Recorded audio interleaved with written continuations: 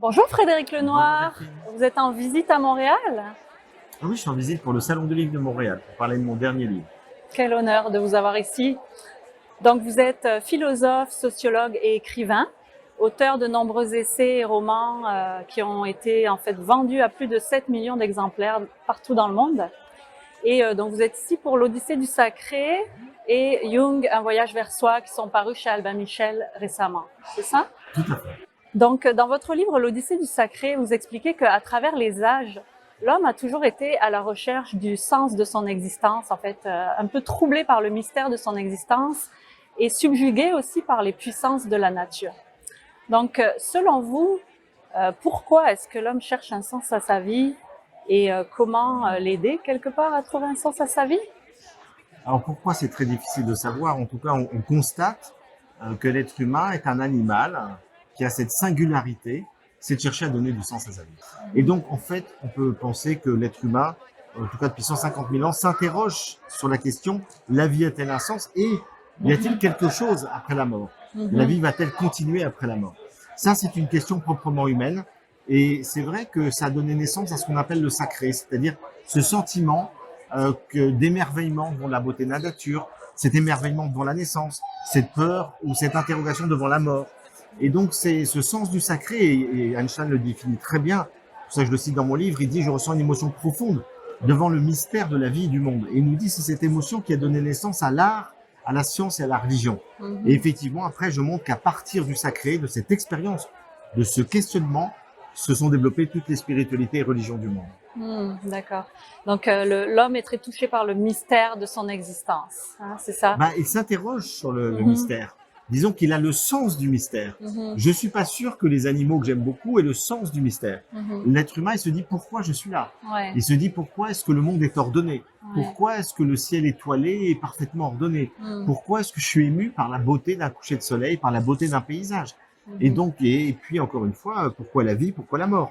Donc ce questionnement spirituel, métaphysique et humain, et c'est ce qui traverse toute l'histoire de l'humanité, ce qui a donné naissance à tous les grands courants, encore une fois, spirituels et religieux du monde, qui sont très divers selon les aires géographiques, mais au fond, le questionnement est universel. Ouais. On peut dire que la spiritualité, c'est un questionnement universel qui a donné naissance à des religions culturelles différentes. D'accord.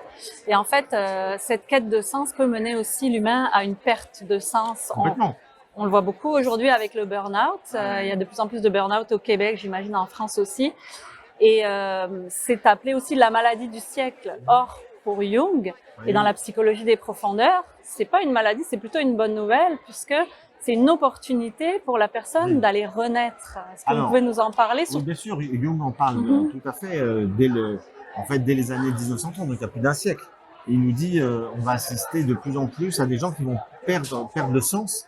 Et à partir du moment où on est dans une société matérialiste, dans lequel on se pose plus du tout la question du sens de la vie, il s'agit simplement de consommer, d'essayer d'avoir des plaisirs au quotidien, mais sans chercher à se poser la question du mystère du monde, de la vie, et essayer de donner du sens à sa vie. Il nous dit on va assister du coup à des formes de dépression qui vont être liées à ça. Et alors c'est une bonne nouvelle dans la mesure où lorsqu'on est en dépression, c'est l'occasion de bouger, c'est l'occasion de changer. Donc vous savez qu'en chinois, le mot crise, ce sont deux idéogrammes, l'un qui signifie danger et l'autre opportunité. Et donc oui, quand on est mal, quand on est en danger, quand on est en situation de crise, on cherche des solutions et on peut changer son regard. Et donc l'opportunité qu'on peut avoir, c'est de chercher finalement comment donner du sens à ma vie, comment essayer de mieux me connaître, comment essayer de réfléchir qui je suis en tant qu'individu singulier. Ce que Jung appelle ça le processus d'individuation. Découvrir l'individu que je suis et comment m'épanouir en profondeur. C'est-à-dire, qu'est-ce qui est fait pour moi? Est-ce que j'ai fait ce métier-là parce que papa faisait le même métier ou est-ce que ça me correspond vraiment? Est-ce que je me suis marié avec telle personne parce que c'était mon contexte social de l'époque ou est-ce que c'est une personne qui m'épanouit profondément? Est-ce que je fais des activités qui me conviennent? Et donc, il s'agit à un moment donné, ça arrive souvent entre 35 et 50 ans, ce qui est la crise du milieu de vie, de se poser les bonnes questions qui vont permettre de réorienter éventuellement notre vie vers des choses, des personnes, des activités qui nous conviennent vraiment, qui correspondent, je dirais, à ce que nous sommes comme individus singuliers. Et ça, c'est redonner du sens à sa vie. Donc, parfois, on a besoin d'un accompagnement aussi, un peu d'aide, j'imagine. Un accompagnement bienveillant pour aller… Thérapeutique ou des amis. Mhm. En fait, oui, seul, c'est très difficile. Ouais. Et donc, c'est souvent une bonne psychothérapie peut nous aider à nous réorienter. Mais ça peut être un conjoint, ça peut être des amis qui nous permettent, ou un accompagnement spirituel, qui nous permettent de nous poser, de nous aider à nous poser les bonnes questions pour savoir nous réorienter. Et puis, ce que dit Spinoza, qui est extrêmement important, c'est qu'on ne peut pas sortir d'une tristesse ou d'un mal-être uniquement par la raison et la volonté. Il faut trouver une motivation. Il faut réveiller des nouveaux désirs. Et donc, ce qui est très important, c'est de découvrir qu'est-ce qui me motive. Qu'est-ce qu'on est en dépression? Qu'est-ce qui fait que j'aurais envie de me lever le matin? Alors, on n'a pas envie de se lever le matin quand on est en dépression, mais on peut se poser la question, qu'est-ce qui ferait que j'aurais envie de me lever le matin? Qu'est-ce qui pourrait me motiver, me mettre dans la joie et donc orienter ensuite sa vie vers ça? Et donc là, on a besoin de la raison et de la volonté. Mais au départ, il faut un affect, il faut du désir, il faut de l'amour. Alors, c'est souvent de tomber amoureux, hein. Ça peut être ou être en relation avec des animaux ou être en relation avec la nature. C'est l'amour qui nous aide souvent à nous relever, à grandir, ou la création artistique, par exemple, qui nous connecte à l'élan vital. Parce qu'on a besoin de retrouver, alors qu'est-ce qui donne de l'élan vital? L'amour, la nature et l'art. Et lorsque on peut rencontrer une de ces trois expériences fondamentales, ça nous aide à remonter la pente parce que ça donne du sens à nos vies. Puis il y a quand même aussi une compréhension intellectuelle parfois qui va aider aussi. Et ce que j'adore moi chez Jung, c'est qu'il utilise les symboles, les mythes, les archétypes pour se placer dans plus grand que soi, un petit peu se décoller du petit moi et aller vers le soi justement, qui est un peu l'essence de l'être. Et est-ce que au niveau collectif aussi, ça peut nous aider à décoder des choses qui sont en train de se passer et à aller vers une transformation, une transition positive au niveau collectif? Ce qui est difficile, c'est que l'être humain est mimétique, c'est-à-dire qu'il a des désirs mimétiques. Il désire ce que les autres désirent. Et donc aujourd'hui, on a des modèles et on désire ce que nos modèles désirent. Donc les ados, ils sont influencés par les influenceurs d'Instagram, etc. Et donc ils vont suivre. Et donc ce qui domine aujourd'hui, c'est quand même la société de consommation. Et donc on désire avoir une Rolex, un gros 4x4, etc., une belle maison, une piscine, parce que c'est ce qu'on voit à la télé, dans les séries. Donc nos modèles ont ça. Et donc il s'agit de quitter ce désir mimétique pour pouvoir nous relier, encore une fois, soit à des choses personnelles qui peuvent nous correspondre et qui ne sont pas forcément ce que les autres désirent, donc aller chercher son désir personnel, soit au contraire avoir un désir mimétique vers des personnes qui réalisent des choses qui sont des choses qui sont bonnes pour la société. Et donc, par exemple, aujourd'hui, on va vers la sobriété heureuse, vers un respect de l'écologie, vers des choses minimalistes, prendre le temps de vivre. Et donc, on voit qu'il y a de plus en plus de gens qui s'orientent vers d'autres modes de vie, qui sont finalement d'autres choix, polarisés par d'autres valeurs que le consumérisme, le bling-bling, le paraître et l'extérieur. Et donc, apprenons à désirer aussi ces choses-là en regardant ces modèles. Et par exemple, en France, il y a quelqu'un qui s'appelait Pierre Rabhi, qui a inspiré beaucoup de gens qui sont partis vivre dans des petites communautés, de manière écologique, dans des écologes, etc., dans une vie où prenait le temps de vivre, plus respectueuse de l'environnement. Ma sœur a fait ça, elle gagnait beaucoup d'argent, elle a quitté Paris, et puis elle vit maintenant dans une petite ferme dans la Drôme, et elle me dit, bon, elle fait des plantes médicinales, elle me dit, je gagne 10 fois moins d'argent, je suis 10 fois plus heureuse.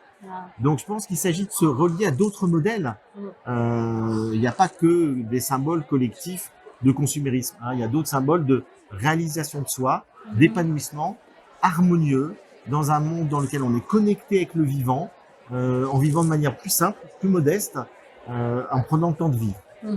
Justement, on connaît beaucoup chez vous l'écrivain, hein, qui est l'auteur, qui a écrit beaucoup de livres extraordinaires sur la spiritualité, etc. Mais on connaît peu l'homme pragmatique et engagé que vous êtes.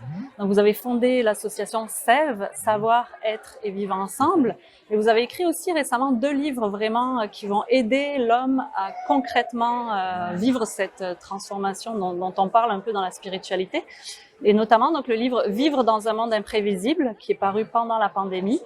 Et vous avez aussi co-rédigé avec Nicolas Hulot D'un monde à l'autre, les temps des consciences. Donc concrètement, pour les personnes engagées, est-ce que vous auriez des petits conseils sur comment ils peuvent arrimer la paix intérieure, le travail intérieur quelque part et leur engagement social dans le monde? Pour moi, les deux doivent être liés. Parce que sinon, le danger, c'est que si on est dans un engagement social, mais qu'on ne se nourrit pas intérieurement, on va s'épuiser. Et on sera très vite découragé par les problèmes, les soucis, etc. Donc il faut absolument être fort intérieurement et nourrir sa vie intérieure. Et d'un autre côté, on peut nourrir sa vie intérieure, méditer, etc. Et se fiche complètement de ce qui se passe dans le monde.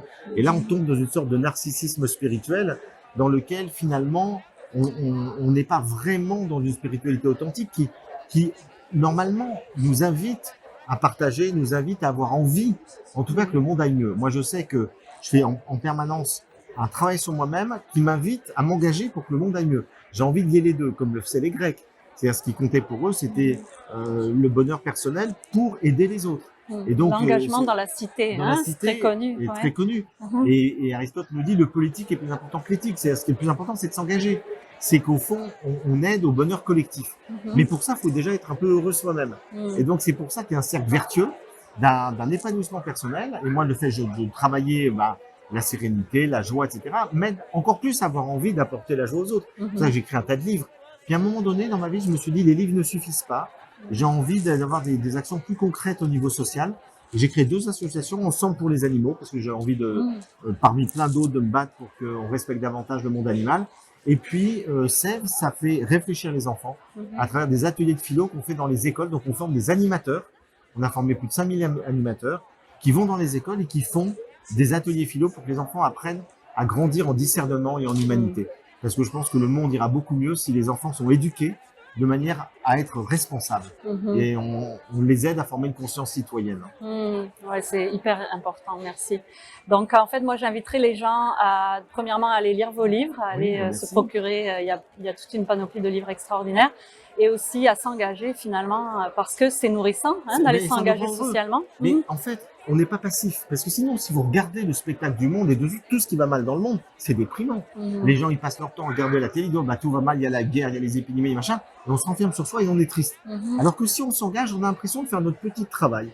Et du coup, moi, honnêtement, je dors bien, parce que je sais que je fais quelque chose à mon niveau. Et donc, du coup, je sais qu'il y a du malheur, je sais qu'il y a de l'ignorance, la cause de tous les maux, c'est l'ignorance, comme le disait Socrate. Je me bats dans mes livres et dans mes associations pour qu'il y ait moins d'ignorance, pour essayer qu'il y ait plus de conscience et plus de responsabilité.